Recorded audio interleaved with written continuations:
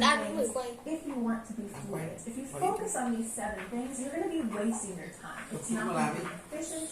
Instead, you're just going to be wasting your time. So, to talk about these 7 things, I thought, who can help me the most to talk about learning language? Well, I have a special guest for you.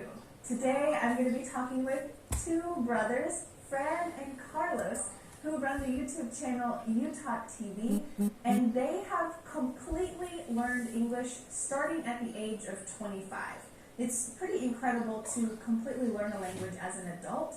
Most of us think, if you're going to be fluent, you should start as a kid, but that's not the reality for a lot of us. For a lot of us, maybe for you too, you are starting now as an adult. You're kind of turning a fresh page. I don't want to learn like I did as a kid. Now I have to start over. Is it possible? Can you really become fluent as an adult? Well, in today's lesson, you're going to learn 7 things that didn't work for me in my second language, which is French, and 7 things that didn't work for Fran and Carlos. So hopefully you can avoid those things. Instead, you can focus your time wisely.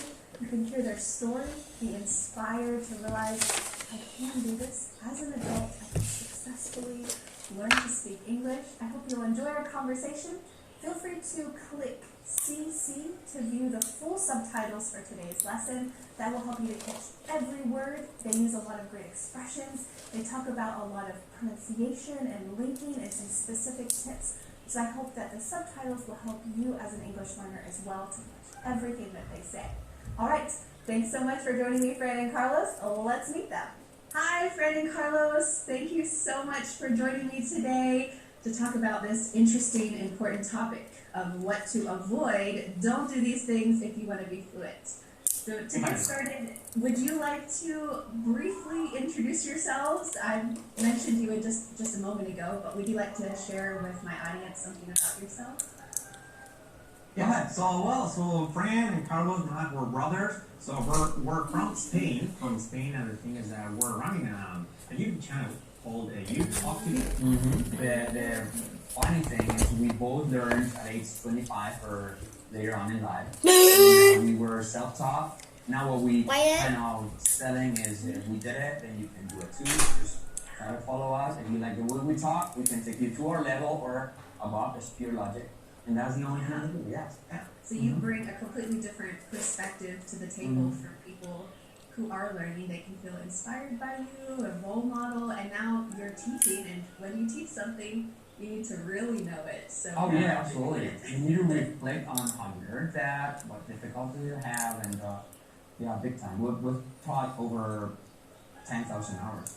Oh, by the way, Vanessa, we have a surprise for your audience, for your subscribers, which is, one of the things is that they're going to have free access to our course, or Utah TV Plus course. Yeah, where they can improve your English. Yeah, we're giving away a full year for free, and it costs close to $3,300 a year. I'm saying close because I don't know the conversion. Yeah. But anyways, we're gonna give it away for free, and the condition is going to be that you guys need to be subscribed to Vanessa's channel, Speak English with Vanessa, and go ahead and subscribe to our channel, YouTube TV. Exactly. And so it's going to be a raffle, and among those subscribers that are in both channels, and you're going to have a whole year free. Yeah, we'll take it. Okay. Thanks so much for offering that to my subscribers. Great work. Welcome. Thank you. You've done a lot of things successfully with English, and I imagine there were things that you tried that probably didn't work over time, or maybe for your students you see, oh no, they're focusing on this thing that isn't going to help them. So I thought we could talk about that together, some things that you tried but that just didn't work for you, because nobody wants to waste their time. Right? You don't want to waste your time, our students don't want to waste their time, and we don't want to waste our time telling them, you should do this. So I thought today we could talk about 7 things that our students should avoid doing so that they can really focus on what will work. So would you like to get started with the first point, and then we can kind of share our opinions from our experiences? Yes. Cool. Well, my first tip for something that I did wrong when I was a beginner learning French, which is the language that I successfully learned as a second language. And maybe you guys did this as well with English, is don't dive into material that's too difficult right away. If you just start watching, I don't know, Avatar or Titanic, something that's so long and so complex, there's so much vocabulary that you don't know, you can just easily feel overwhelmed and frustrated and kind of want to give up. I'm never going to do this. It's just too much. So starting small is going to be more helpful. You can feel that small win. I did it. I watched this 5-minute video and I understood it.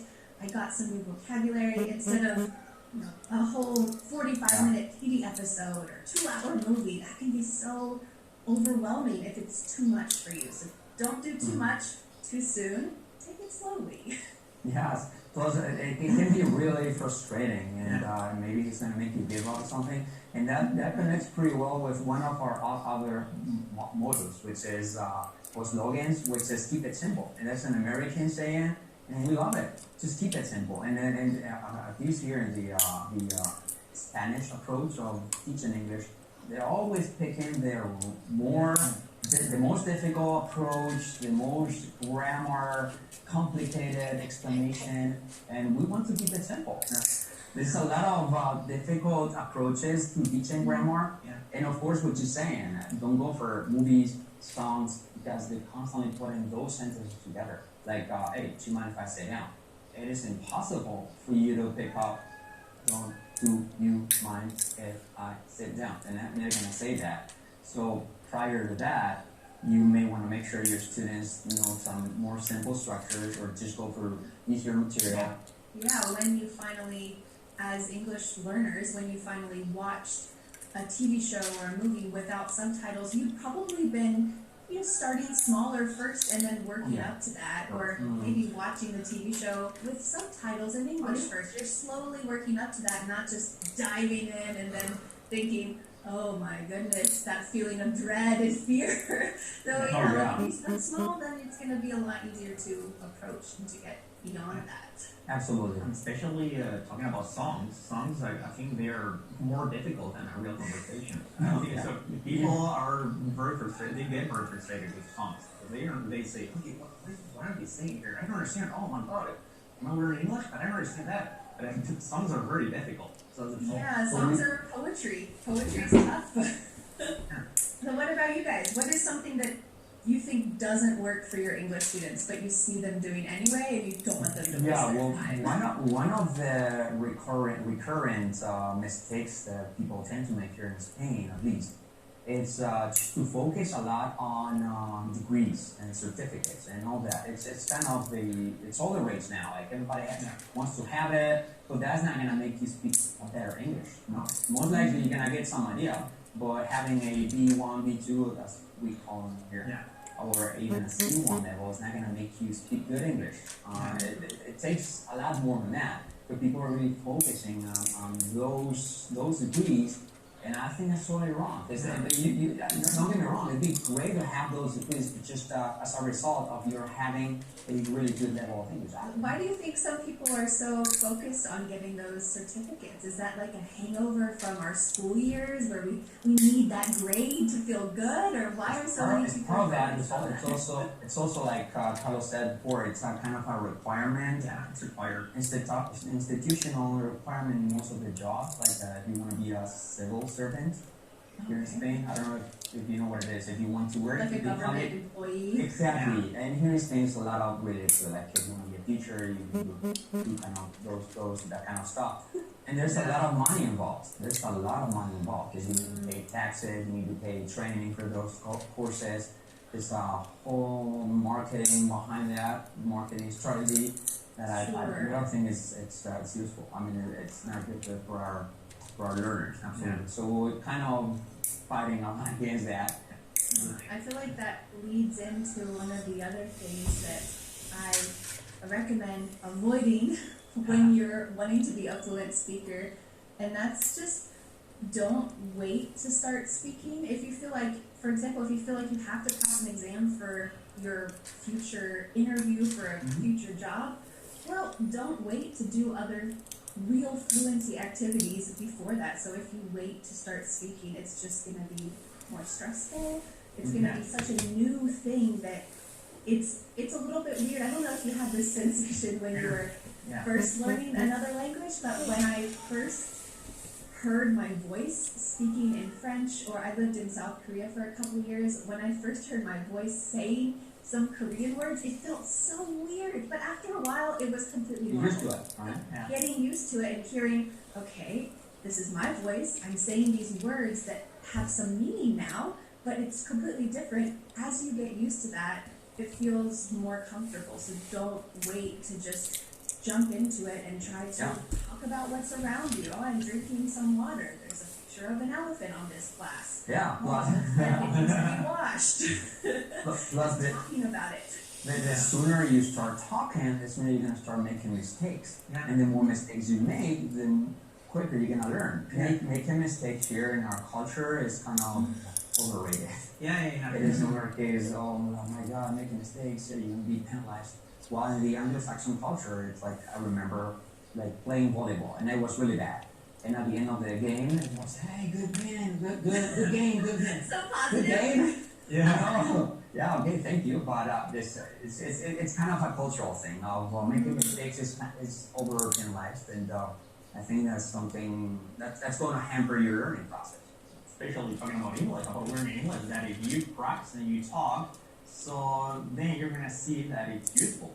So that's one of the problems here, because you study English, you study theory, you study the grammar rules, you study the vocabulary, but you don't feel that you're going to use it. You don't feel that that's something to use it. So in your opinion, do you think that there is a magic solution to learning all of these complex or maybe simple things in English? Ooh, magic solutions, that's a great topic. Yeah, the thing is that something we want to talk about is that about the magical solutions, about the miracles. A lot of companies are selling about English, right? So people really think that they can learn English with just 1,000 words, just without effort, having a good time while they're sleeping, and that's impossible. Of course, there are ways to make it simple, to make it more simple, and to make it easier. But it's not easy. I mean, if it were easy, if it were so easy, everybody would speak English. It's not easy. You need to make a big effort, and you need time. You need to spend time, and you need to make a big effort. It's like for example, when you're training for a marathon. I mean, it's something very hard. People say, hey, how can you do that? I mean, are you going to run now for 30 kilometers along with this cold now? How can you do that? Well, that you have a goal, you're motivated, so then you like it. So that's the important thing. So having that motivation. Yeah, it's difficult, and you need a big effort. If it were easy, nobody would be watching the video here. Absolutely. We wouldn't be here. And it's a long process, and it's an ongoing process. And there's a method. There's a couple of 3 companies here in Spain that are competing, and one of them is saying, learn English, learn very good English in only 15 minutes a day. Yeah, that's great. There's another one that says, learn English only in 10 minutes a day. But there's another one that says, learn English in only 5 minutes a day. They're huge companies with millions of dollars behind, and trying to sell something that they don't tell you you're going to need a couple of thousand years. Yeah, that's the thing. They're lying to you, but the thing is that it's going to take you 80 years, 100 years. So the approach of they're focusing on showing or presenting English as something that is not fun, or just get rid of it. That's kind of like a clickbait title almost. Just absolutely. 10 minutes a day, but it's not the reality. Like you said, they're not telling you the fine print. Yeah, for example, in my case, well, I learned English in a year. Well, I had a base. But I learned in a year, but spending 10 hours a day, or 12 hours a day, I think. It took me just a year. But I devoted, all my time. But the funny thing, like I was going to say, the funny thing is that you've never been abroad. No, never. Just learning on your own, and you've been abroad. So it's possible, just... It's possible. No. Yeah, something I noticed when I first watched your videos was how great, this is such a specific thing, but how great for both of you, your R sound is. Yeah. It's tricky for everyone from every language background, But I can tell that that's something that you probably really focused on. Oh, yeah. And it really sets you apart from other people who are learning language because you focused on that, and that 10 hours a day that you spent Well, because we've was been worth it. Yeah, it was worth it. I remember I used to record myself. When I started, I used to record myself and compare. Okay, the native speaker says this way, so hard. This is a hard. No, and I listened to myself. This is a kind of no hard. I can't repeat. So yeah, I used to record myself. So and because our specialty now is to teach Hispanic speakers how to learn English. And we have even classified the letters in key and semi-key letters. For example, we have the R being the number one key letter to make you sound like native speaker. It helps a lot. Oh yeah, absolutely. It is very common. The R is pretty much in every other word, but it's so characteristic. And then in Spanish, we make it sound kind of similar. It's like you just need to put it back. It's real simple. Just change it. And there's the R, then we have the L, which is a really defining sound in English, like pencil and table, family, a little. Yeah. And then the short I, just not to say I like it, but I like it. To make it sound more like an A. Then we have the SH, like she, and then we have the Junju like jacket, like the G sound. Those are the 5 key letters. It took us a long time to learn, and we've been focused in the past. We used to focus on them for weeks and weeks and stuff. But we found out that just by changing those 5 key letters, it all sounds gonna make you sound good but understand way better. Yeah. Thank you for picking up on that. Another tip, which is if you want to be a fluent English speaker, do not make excuses. I feel like for everyone has experienced making excuses or procrastinating, all of these types of things, and I think the best thing we can do is to reword it in your mind. If you say, I don't have time, I'm too busy, which is a common excuse, or it's too hard, if you reword that and say, this is not my priority, like learning English is not my priority. Every time you make an excuse, you're saying that activity is not my priority. If you have a boyfriend or girlfriend and they keep asking you to go on a date and you say, I'm too busy, I can't do it, well, it's not a surprise, that person's not your priority. So if you treat English like a relationship, you have to spend time together. You can't keep making excuses. You can't make excuses and say, I still want it. That doesn't go together. If you really want something, you're not going to make excuses. You have to be positive and actually follow through with those things. You need to be proactive, and isn't it? It's not only studying from a book or doing exercises. You can always try to watch movies in English, or you like your favorite singer or rock star player, whatever. You can look it up on Wikipedia, or you can read a book. You like a book that, like for example, in Spanish, you have very good authors that they write in Spanish, so you can always try to find it and translate it into English. So you there's no excuses. There's today nowadays. You have all kinds of. It used to be more difficult. I don't know, 20 years ago. 20 years ago, it was more difficult to find movies in English, to find books in English. But now you have internet. You have the TV. You have books. You have everything. And you have YouTube, of course. You have YouTube, and I think one of the biggest problems about excuses is that people really believe those excuses. I mean, they really think that they're not going to learn. I mean, because every time someone comes to us and they want to learn English, they always say the same. They say, "Oh, I can't. I'm too old. I'm not cut out for languages." Yes. They even think it's a country thing. It's a cultural thing. Like people from Spain can learn languages. We can correct our accent. We're not caught up in that. They're just putting themselves, just making excuses for themselves.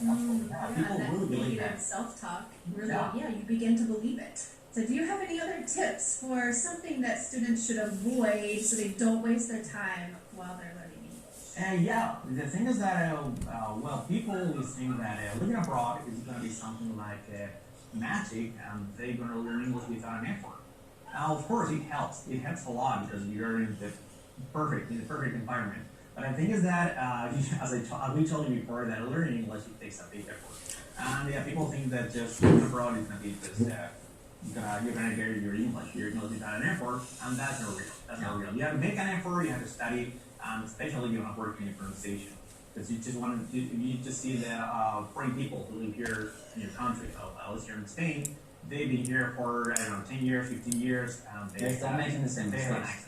That's kind of what people are making as an excuse sometimes, that, well, I don't live in the US, so I'm not going to speak English fluently, or maybe someday when I live in the US, I'll speak English fluently, but like you said, like for you, Carlos, you've never lived in an English-speaking country, but it's still possible to really improve your English. Yeah. And I have a video on my channel that's about like how to start learning English at home while you're not living abroad, because there's so many people, like you said, who live abroad, live in an English-speaking country for 5, 10, even 20 years, and they still aren't satisfied with their level. So if those people aren't satisfied, don't wait until you get there. Just start now. There's so many ways that you can improve your speaking while you're still in your home country. It's not impossible. Don't make excuses. Actually, a lot of our students are from the U.S. We have a lot of students from the U.S. They've been living there for many years,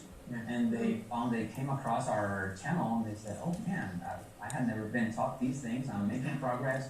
I'm a cashier, and now I'm using your tips, and now the customers are telling me that I'm improving." And so the power of the equation is practicing, no matter what. The power of the equation is having a good method, like Vanessa's method. So you still have to put effort in to make it work. And now that leads us to an important point here, and it'd be don't underrate the power of pronunciation and fluency in it.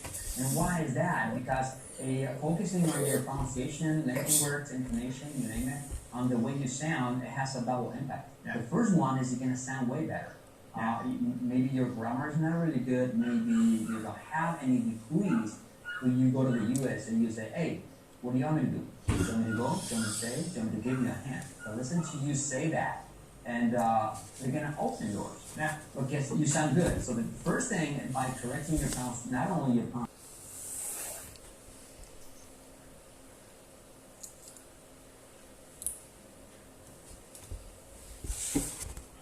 soft T's and tap T's and skipping the H, like talk to him instead of talk to him, and all that. What happens is that you sound good, it's second consequence, and it's even more important that you understand better. So that's another motto that we